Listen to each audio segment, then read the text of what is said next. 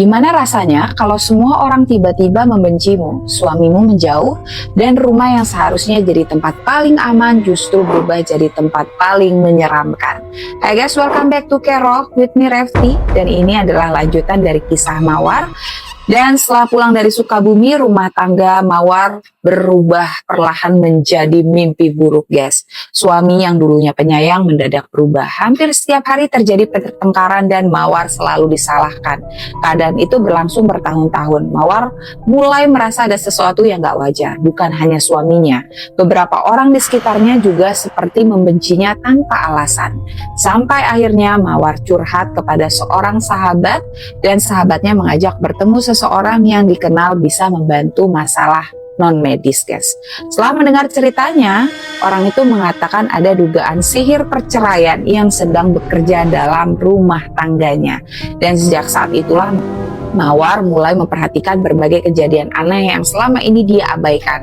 Saat tinggal bersama ibunya yang sedang sakit, anak keduanya pernah terbangun tengah malam sambil menangis dan menunjuk ke arah kamar neneknya, guys.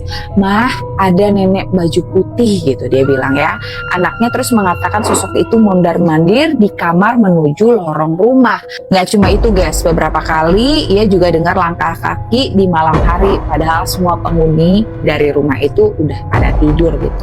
Lalu hampir setiap malam sekitar jam 1 malam ia juga dengar suara ledakan keras dari atap rumah, duar gitu, seperti ada benda berat yang dijatuhkan dari ketinggian. Tapi setiap ia periksa nggak pernah ditemukan apapun. Oke, puncaknya terjadi saat Mawar sedang mengerjakan tugas di depan laptop dan tiba-tiba kucing di rumah terlihat seperti bermain dengan sesuatu, guys. Saat melihat ke lantai, darahnya langsung terasa dingin. Ekor ular besar berada nggak jauh dari dirinya. Mawar spontan berteriak dan berlari mencari suaminya yang sedang sholat di masjid, dan syukurnya ular itu berhasil diusir. Tapi sejak saat itu rumah mereka nggak pernah benar-benar tenang. Gangguan demi gangguan terus berdatangan. Mawar sering sakit mendadak, emosinya juga berubah-ubah, marah tanpa sebab, lalu menangis berjam-jam tanpa tahu apa alasannya. Sampai suatu malam Jumat, ada sesuatu yang paling ditakutkan terjadi, guys.